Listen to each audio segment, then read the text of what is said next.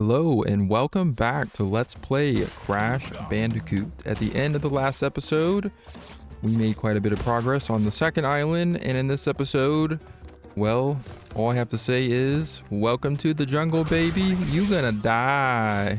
Okay, that was very cringe, but it's pretty fitting for the level that we are taking on right now. So this is Road to Nowhere. This is the first of many levels coming up very soon after this one, where they kind of go there, and it is very much more of a more complex level than any of the ones we've seen so far. As you can see, we are progressing over this long, super freaking long bridge that has a bunch of gaps in it, of course.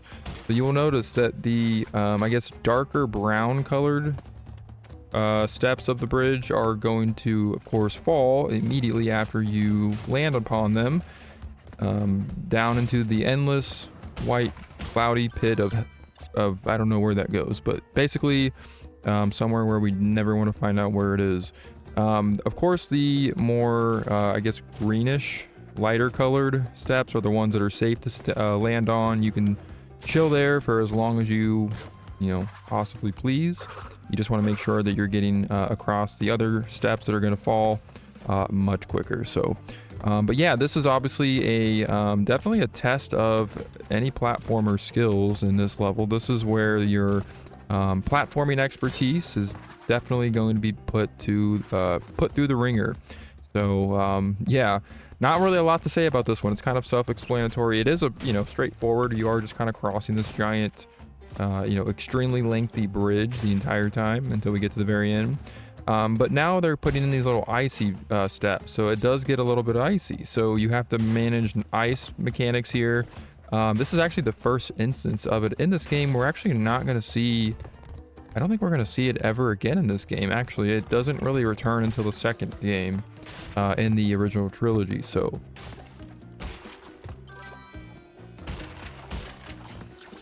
lucky for us, we fell anyways right before the portal. All right, so having to redo all of that progress just to get all the way back here to the first bonus portal, which is actually, I think, the only one. I could be wrong. It is now time to take on a bonus stage, and that was very close. If that thing, by the way, hits you as you're jumping in between those boxes and you get kind of crunched in there, that's an automatic death. So I just kind of want to point that out. In the bonus level, it obviously doesn't matter because we can kind of just respawn and redo it without any penalty to our perfection of the level. But of course, if that happens in the main stage and you see metal boxes like that, you want to make sure that you obviously are making your way through there pretty quickly. You do not want to get crunched in that mess of a metal box situation. So but now, as you can see, the turtles have made a return, and this is death right here. So basically, this is actually going to be the main gimmick of the level, and a few other ones coming up, as well as these steps. So we're now going to be using the turtles to bounce to progress. And this is actually the very end here. So we actually cannot get everything right now. So it didn't matter that I died anyways, because there's a gem path right there at the end. Unfortunately, we do not have that gem quite yet. So we will make our way back over here once we do, and we will collect the rest of those 11 boxes. But it is time to finally end pain that is Road to Nowhere. Moving on to Boulder Dash. So this is actually the next boulder level in the game, and it is now time to take it on at this moment. As you can see, we start in a nice little quiet, peaceful little meadow type of section here of the level, but that's not going to last for long, if memory serves us correctly, because we've seen something just like this not too long ago, I believe way back in episode 1. So, yep, if you could guess it, the giant boulder has made a return, and it is not happy. So this level, just like the first one where we had the giant boulder, we want to make sure that we are being very careful where we're jumping, as well as obviously don't get smashed by the boulder itself. We have a couple of checkpoints here where we can kind of catch our breath for a little bit, break a few boxes, and then the party is going to get started immediately after that again. So we're going to go ahead and see what we can do here. This level is not too bad. It is, if I remember correctly, the last of the boulder levels, so there's only 2 of them. And it is I don't think it's quite as long. I think it's maybe a little bit longer But it is a little bit harder. I will say the boulder does move a lot faster. As you can see, he's kind of inching towards us a lot easier this time. So he's actually getting pretty close. By the time we end up making some of those jumps, he has enough speed, I guess, to catch Crash. So, you know, Crash isn't Sonic. So he has to obviously make sure he's jumping in the right type of way in order to get past this boulder. So we have a few more obstacles here. These sticks that are kind of, they look like kind of, I guess, gravestones or something. You know, kind of sitting there in the sand. We want to make sure we get through those pretty quick because, again, the more things that slow you down, the more chances you have of getting smashed by the boulder. So we have a lot more platforms to jump across. We have a lot more dips there in the ground where we can fall through, just like I did right there. All right, so trying this again. I really don't want to redo this level too many times because I believe, actually, I don't think we can get through this in the first try anyways, but we're going to find out. Nope. Yeah, there's a, wow, okay, we're missing about half of the boxes in total that this level has. So there's a gem path right here. Can't do anything about that, of course, until we return with another color gem. We're going to go ahead and exit. We're going to accept the fact that these boxes are being dropped on our head because we just simply can't get those. So I love how they remind you and you know, such a harsh way of, you know, the fact that you did not get every box. I love it. But now we have moved on to Sunset Vista. So let's go ahead and jump right in. So Sunset Vista, this one is pretty interesting. This is going to be kind of similar as far as scenery when we were back at the Lost City. So very, very similar in scenery to that level. However, this one is a lot longer if memory serves me correctly. So now we have these, of course, these torches are going to light up. We've seen those in some of the previous levels where we were inside of the temple. So nothing too new here. We have, of course, these stone walls that are going to kind of come out at us, or they retractable walls. I'm not really sure what you want to call those, but we want to make sure, of course, when all of those kind of come out at the same time, that's when we'll make our move to get through that, just like before. The return of the bats, that's really nothing new again. So yeah, everything's pretty similarly laid out to, again, the Lost City. So some of these levels will kind of repeat certain elements that, you know, previous ones had. So that is something that does happen kind of often in this game, but they kind of do a good job of kind of making it obvious as to, you know, which level you're in. They don't make it too copy and paste, but there are a lot of newer like challenges and obstacles in our way, like this one right here. I mean, we've seen this kind of before in the Lost City, but we have more of these rotating platforms where we have to basically balance ourselves and really time it perfectly where we can jump on those platforms and then be able to make it to the other side without falling to our death. Of course, that would be nice. We have a nice little part here, section here, where we could kind of go inside and explore like we saw in the Lost City. Nothing really in there, so I don't really know why that's there. But we have a checkpoint to hit. I think there was an extra life in there, and this is actually, I will admit, so it looks like I'm just now entering this level for the first time, but no, I've actually tried to attempt this level many times and failed miserably. I don't know why.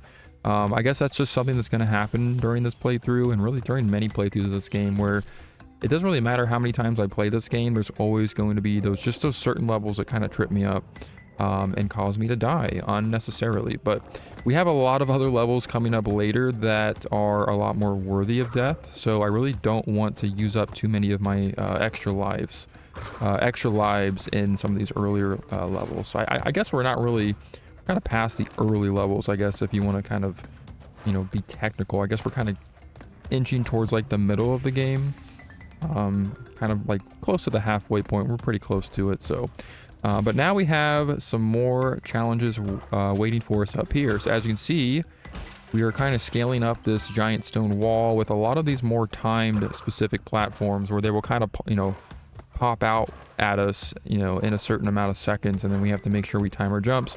Those aren't really too bad. There are a few of those type of sections coming up in a later level that get a lot more intense and faster. So again, really nothing too challenging, just a matter of, I guess, just getting more, you know, familiar and comfortable with your timing of the jump. So but now it looks like we are up a little higher. We have a lot less, I guess, room to walk around, kind of scary. And this is one of those parts where they really make you want to scream.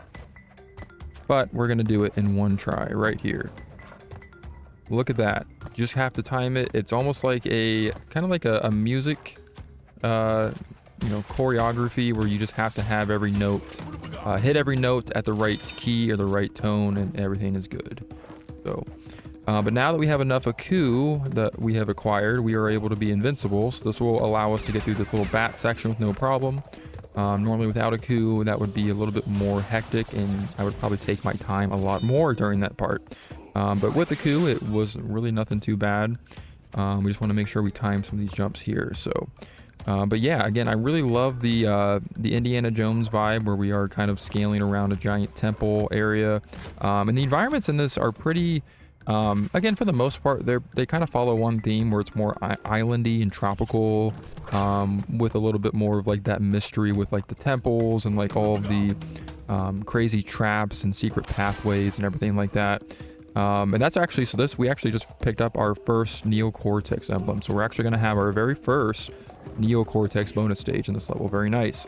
But yeah, kind of like I was saying, overall this game does a pretty good job of capturing the right theme. Again, this takes place in Australia, or at least based off of Australia, the type of environment and scenery that we kind of see around us. So it makes sense why these levels are designed the way they are. So, but again, they do it almost to perfection, where this game just has the right environment and the right just the right design, where it just feels very, again, very islandy, and it feels very much like we're in Australia. And of course, we're on a mission here to, of course, rescue Crash's girlfriend and kind of save the day here. Stop Neocortex in his tracks from, of course, conquering the world and, kind of reaching his end goal, which is world domination. So, but luckily, we did find another Aku, allowing us to gain more invincibility. I don't think I've ever gained this many Aku in one setting here. Kind of cool. So I guess that's maybe a sign that of good things to come. Not sure, but I'm gonna take it like that because I'm a positive, I'm a positive looking person. I'm a half glass full kind of guy. Glass half full kind of guy, not glass half empty. Never glass half empty. But anyways, more of these juggling stone platforms. We want to make it safely across. We will find over here, I believe, should be, yes, here it is, the very last Cortex emblem. That's going to open up the portal over there to our right. And it is now time to enter the first Neocortex bonus level once we get over there and navigate across these platforms. And here it is. Let's go. So this is the first Neocortex bonus stage, and he is obviously going to have a lot to them. So with Neocortex bonus stages, it's kind of more of a combination between Nitrous Brio and the Tana stages, where you have kind of, you have those TNT box patterns as well as regular box patterns. But as you can see there, he just dropped us a key. That is actually going to be the first of 2 keys. Now that I have collected one, I can kind of talk about those a little bit. So the keys are actually required in order to unlock secret stages in the game. There are only 2. So if you have completed this game from start to finish and decided to skip the keys, or didn't really know what they did, or wasn't even aware of them in the first place, that is something that may excite you. There are more levels in order to complete in the game than maybe you originally thought. But yeah, so basically once we I'll kind of wait to do those once we kind of progress a little bit further in the game. I think I'm going to wait until I have the right color gems when I backtrack to those certain locations. But we will get to those secret levels eventually. But for now, it is time to take on the next Tana bonus stage. So we have a total of 16 boxes here. Nice little sunny backdrop there in the distance. We have a few TNT boxes we want to make fine work of, and of course, getting a nice safe distance away from those is always good. I never really mentioned this before, but really you want to make sure you're just a good distance away. Obviously, you don't want to take any unnecessary hits from those things. I've been in bonus levels where I thought I was kind of far enough away from those TNT boxes where I thought it was safe, but I ended up dying or, ended up screwing up my 100% perfection run. So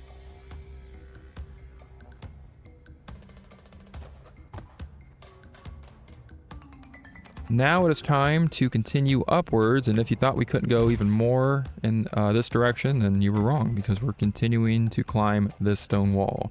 But we should be getting to the end of the level. Again, this is a very long level. Like, we're still in the same stage that we started. It feels like an hour ago almost, but it hasn't really been that long. But anyways, it looks like we're getting close. This is like the tippy top of this entire place. Like, we can see the clouds, we can see the tops of the trees, we can see, I believe that's Cortex's castle, or laboratory back out there in the backdrop, which is kind of cool. They basically foreshadow some of your upcoming locations in the game, and this guy is just jumping for joy. We're gonna jump on him, take him out, because he is being a little annoying, but it's all right, because this is the end right here. This should be our final group of boxes, allowing us to grab this white gem right here. As you can see, we are finally done with this stage. We have finished it at 100%.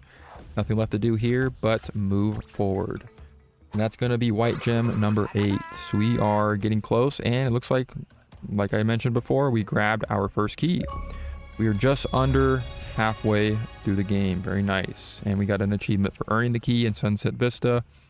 Again, I have never done this before, so I know about it, but I've never done it. So here we are. First time experience. I'm sure you're glad you're here with me. But anyways, it is now time to take on the next boss. So finally, we are going to take on the next boss of the game, Koala Kong.